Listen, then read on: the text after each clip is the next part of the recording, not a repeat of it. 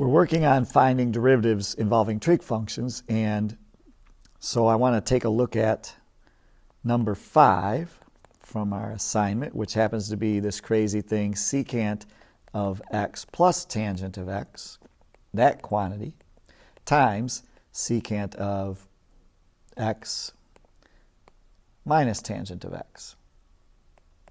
Pretend that says tangent of x. So when I look at this thing, I see right away that this is a product. So I've got this secant x tangent x, secant x plus tangent x. That's one of my factors. And then the other one is this secant x minus tangent x. So what we do when we run through the product rule is we assign u and v the way I have here in the picture. And then we start getting organized. So I'm going to write down u, which is secant of x plus tangent of x. And that means u prime is going to be secant x tangent x plus secant squared x. That's the derivative for secant of x plus the derivative of tangent of x. And then on the other end, it's going to be similar to that. My v is secant of x minus tangent of x. And my v prime is going to be secant x tangent x minus secant squared x. I'll squeeze it in there. Okay, and now to set up this derivative, y prime, it's going to be long and crazy with all these things written out. Let's see if we can do this. So it's going to be v times u prime. So let's, there's a crazy product here, and then I'm just giggling because this is just a stinker in general. I got to hit undo here for a minute because I'm on the wrong pen. So we have v, which is, oh, doggone it, I'm just having one of those days. V is secant of x minus tangent of x times u prime, which is secant x tangent x plus secant squared x. And then in the product rule, there's a huge plus sign. It's actually not huge. It's the same size as every other plus sign, but it's important. So its importance is huge. And then we're going to do uv prime. And I'm going to have to write that underneath because I'm running out of space here. So that would be secant of x plus tangent of x times v prime, which we wrote up there, was secant of x tangent of x minus secant squared x. And this is the derivative. We're not done, but I did the calculus, right? I did the product rule, now I have this thing. But what we really need to do is clean this up. Like, this is going to simplify.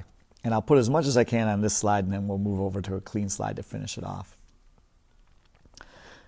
And of course, I still have the highlighter going. Come on, man.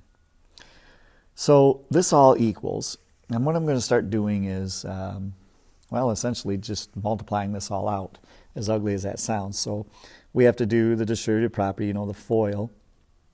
And so secant of x times secant of x tangent of x is secant squared of x tangent x. And then I'll have secant of x times secant squared of x, which is plus secant cubed of x. And then I'll distribute the negative tangent of x, so I'm going to have minus secant of x tangent squared. And then minus secant squared x tangent x. That's good news because that means that cancels with the first one. So that takes care of the distributing for the first two factors. And there's a plus sign, and now I got to distribute the second one. So then I'm going to have another secant squared x tangent x. And then minus a secant cubed x. That's good. That cancels that one out. And then when I distribute the tangent, it's going to be plus secant of x tangent squared of x. And then minus secant squared of x tangent of x. And now let's see if we can cancel out any of these terms. So take a look at this. I have a secant cubed here and a secant cubed here. I have a secant squared tangent x here and a minus secant squared tangent x here.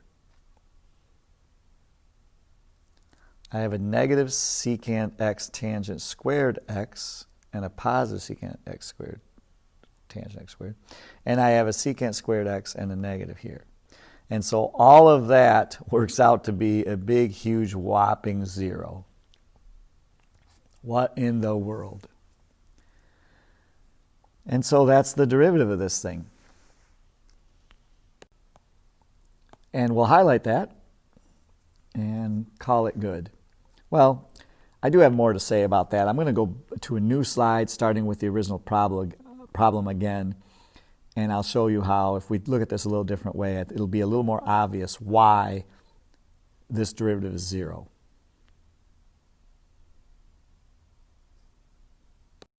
Okay, so we're back at the original problem.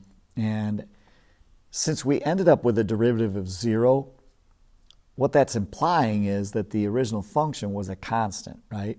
The derivative of a constant is 0. And so what I want to show you is, in fact, that is the case here. Oh, I've got it on the highlighter again.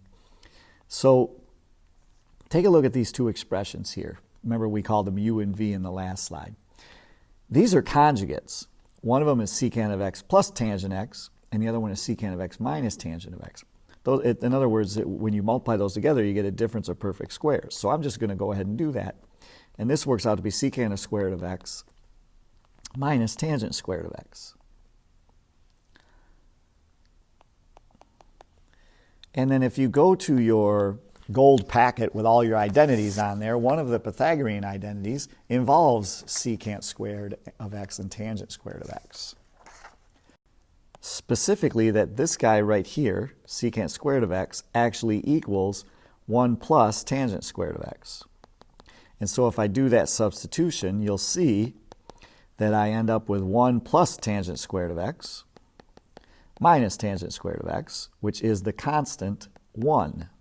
So my line is y equals 1. What's the slope of a horizontal line? It's 0. In other words, what's the derivative of 1? It's 0. So we can avoid the product rule if we multiply this thing out, and we still end up with the same derivative, which makes sense. The derivative is the derivative regardless of the method that you use. But I just wanted to show you here that you can do a little algebra ahead of time and then use your derivative rules to get 0, or you can look at it as a product, run through the product rule, do all the crazy algebra and canceling that we had to on the last slide, and end up with the derivative of 0. Hope this helps you with this problem, and let me know if you have any other issues. Take care.